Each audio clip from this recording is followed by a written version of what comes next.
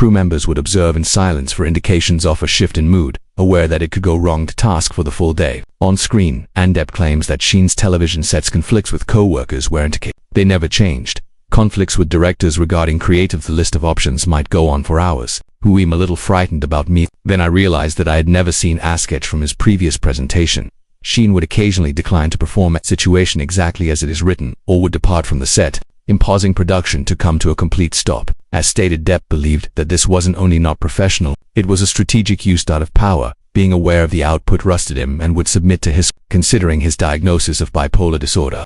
Criticism of Sheen frequently resulted in the accuser being the center of attention instead rather than dealing with the issue. In the meanwhile, Sheen's behavior caused a great deal of distress and annoyance to others in his vicinity. However, he mostly evaded responsibility.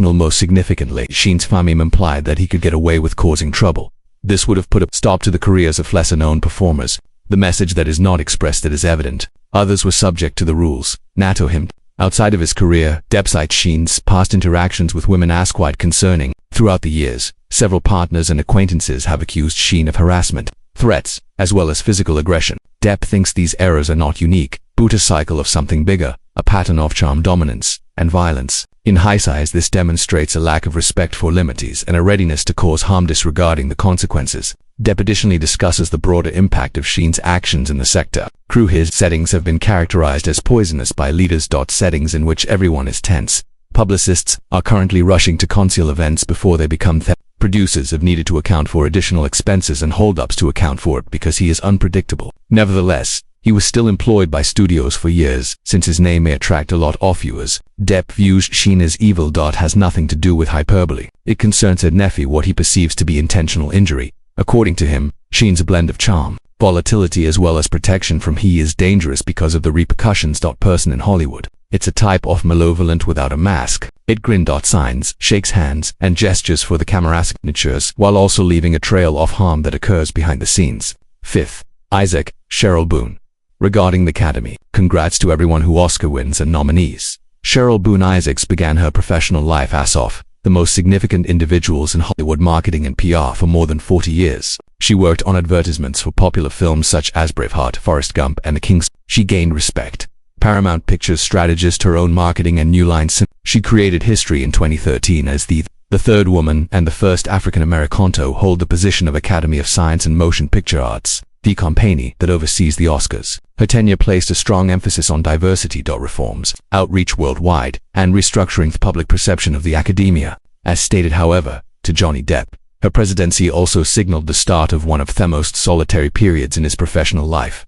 According to him, under Boone Isaac's leadership, Hollywood started to subtly withdraw from him, a procedure he explains as an informal but successful board. Depp remembers that throughout her years in charge, requests to major award ceremonies and movie events started to vanish. He has been a consistentricent in a well-known industry events, but all of a sudden his name was not extended on the guest lists. Studio statins asked him to play important parts. Grew uncertain. Projects that appeared to proceed with his participation paused or subtly declined. Separate Boone Isaacs, however, did not get him in public. Depp thinks the Academy's lack of response on his job sent a strong message. In Hollywood, that the Oscars are more than just a show. They serve as a compass for culture. As soon as when someone is honored by the Academy, it can increase their profession. If it disregards them, it can have the opposite impact. Depp states that under President Boone Isaac, the Academy's choice to exclude him from the attention inspired the remainder of the industries to follow suit. He gestures toward the way he performed at the time, despite fan appreciation. When not acknowledged by the major film festivals that were honored him and ceased to extend. The discussion inside the industry changed from his boxing decades office achievement to the disputes about his private life. And Depp claims that this was exacerbated by a setting where public opinion more important than fairness or loyalty. Behind the scenes, agents, producers, publicists then started to warn that dealing with him could make a project less successful. Reputation. Even seasoned partners became wary. According to Depp, it's no public blacklist, no invisible wall, and no explicit declarations, only a gradual doors that are purposefully closed. They're taking a somewhat closer look at deep ideas since they are aware of it. According to him, this was among the most malevolent features of Boone Isaac. By concentrating on the Academy's reputation and cultural position, she subtly fostered an environment where some names might be removed from the discussion in Hollywood without considering the evidence, and without a formal procedure. For Depp, the time of Boone Isaac wasn't just regarding being excluded from the The Oscars' lack of response claims to have started a chain reaction. If the studios hesitated, and the Academy disregarded you, directors were just as hesitant as studios, actors as well as fans. The work will soon begin, cease to arrive, and in his opinion, that was the actual authority that Hollywood was subject to Isaac Boone's watch. Fourth, Jared Leto regarding such structure. I even had a small toy from my childhood. Well, a Tony Metal duplicate, huh? Johnny Depp claims that evil in it's not usually Hollywood that dresses like brutality or hostility. Occasionally it wears a mask of strangeness, eccentricity, unpredictable and unnerving. From his perspective, that is embodied by Jared Leto, strangely malevolent, the kind that is concealed by the term method acting, yet frequently goes beyond the bounds, often encroaching on territory. Leto's professional life has been based on intensity. He is renowned for blending into roles and frequent live distinction between his persona and him. Depp claims that this sometimes commitment turns into a justification for actions that make coworkers uneasy or perhaps terrified. On the Suicide Squad set, rumors went around of Leto sending the actor's strange or hideous presents given in the name of remaining true to the Joker's persona, billets, condoms, and a dead rat are a month. For Depp, these weren't they were deliberate actions intended to startle, agitate, and create a control of a set. In fact, to have a really special gift for you, let, two single quotes as strange wickedness. According to Depp, is that type that thrives on power by According to him, Leto's techniques are not intended to support the performance. They deal with the blurring of personal bounds that individuals currently perceive stuck in his uncertain world. Crew members have discussed the conflict that grows all around him, unsure of what next might be a mind game or stunt. This Depp claims that the environment can break confidence and security that each production must go smoothly. Off-screen, Leto's actions have also increased. For 30 seconds, as the lead singer, he has constructed an almost cult-like bond with his admirer base. Leto's reputation as a Oscar-winning actor and star gives him cover when he acts in manners that might be considered intimidating or abusive. From others, it's frequently disregarded that simply Jared being himself. Depp thinks this is precisely why his brand of evil is very perilous. It grows well in plain sight, encased in a creative, imagined, harmless quirkiness. As stated by the trend is obvious. Depp pushed limitations in the name of art, convince others to put up with it.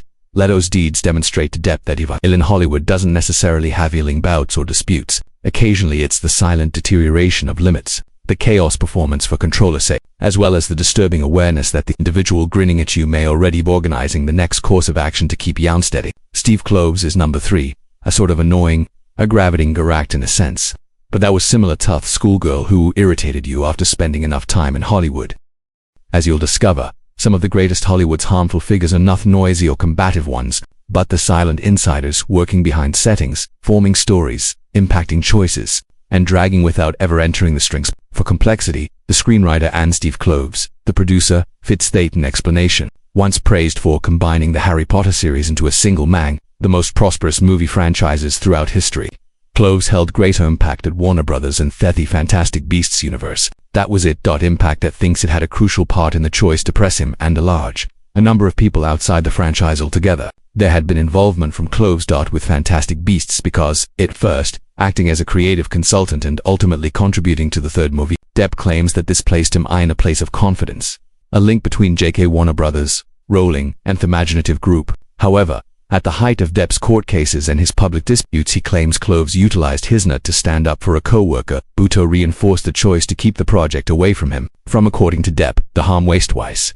Initially, Kloves is accused of encouraged discussions within Warner. Depp was framed by brothers as too dangerous to continue playing the part of jailer even before there was any legal aid decision was made. Secondly, due to the position of Kloves in the Harry Potter cosmos, his viewpoint carried strange weight with the studio as well as with Rowling herself. This implied that when Kloves was inclined to take Depp's place, was definitive. According to Depp, this is a treachery not only of a professional out of principle, but out of courtesy. His participation in backstage activities perceived politics as an ambush. From a surprising angle, it was the sort of move that was unexpected until it had changed the way you. At the time, industry rumors commented that Warner and Kloves there was pressure on brothers to defend the Fantastic Beasts name from controversy, apprehending that some of the audience. However, Depp saw this as no justification. According to Depp, this is a type of malevolence that flourishes in the It doesn't yell or grins. It functions with a serene, courteous grin when participating in choices that deprive someone of their possibilities, reputation, and work. Donald Trump comes in second, and without a plan unless we already have one of its conditions. Prior to his rise to prominence in politics, the name Donald Trump was already well known in Hollywood, not as a participant in the conventional sense, but in the context of pop culture person who appeared in TV shows and movies.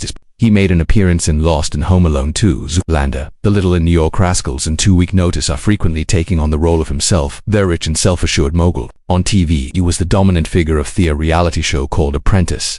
And being a wealthy child isn't the only factor, or something like, I went up to what is Donald Trump. As stated by, however, Johnny Depp's charm and the charisma displayed on television was only a portion of a meticulously kept identity. In Trump's actions behind the scenes, Depp's eyes it is the facade of a bully and a brat, characteristics that he finds not just disagreeable but pure wickedness. In conjunction with, Depp has characterized Trump as someone who enjoys placing people in down to get a better position. This isn't the taunting a cheeky child in the playground, but a persistent habit of disparaging, degrading and ignoring individuals to declare your supremacy. According to Depp, the Trump's demeanor on The Apprentice, requesting complete allegiance, making fun of competitors and treating garrers because public spectacles weren't merely a drama on television. It showed a deeper inclination to exert control over in public and on movie sets. Trump's public persona was characterized by blatantly honest, occasionally to the insulting point. Depp thinks this was not just assurance, but a conscious conceit as a weapon. Individuals who worked with Trump frequently discussed the pressure to concur and laugh at his jokes with his viewpoints, and refrain from asking his power. Depp saw this as theism actions that turned him into a brat. A man who thought that everything will bend to his will without taking the harm into account.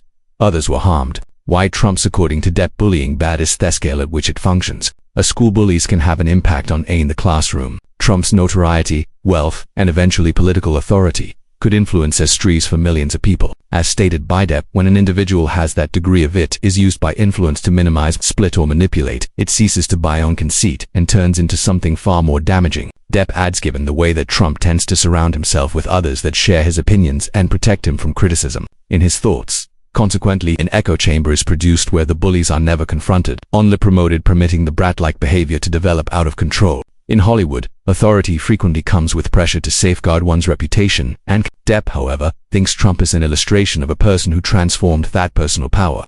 And it's a harmful kind of evil that can impacting not just people but world societies. First of all, the ascent of Brie Larson in Hollywood was astronomical. She left indie adorable in movies like As Short-Term 12 actress who won an Oscar for Room and ultimately secured one of the greatest strong parts in the Marvel film universe as Captain Marvel. Her professional life trajectory appeared unabated, a combination of ability, drive, and the type of Hollywood loves to promote its public image. However, beneath the well-rehearsed interviews and Johnny Depp smiles on the red carpet after spotting Larson's extremely different side, in his perspective she stands for a brand of self-importance and conceit that when combined with influence to create anything he thinks about evil. As said by Depp, Larson's reputation as a challenging is more than just having high expectations for. It concerns a pattern of conduct that denigrates co-workers and contributions from others, and controls artistic areas in a manner that closes down There have been rumors of heated exchanges during pre-sex instances in which Larson's body Kurt's comments and profanity made co-stars clearly uncomfortable. For Depp, this isn't just innocuous awkwardness.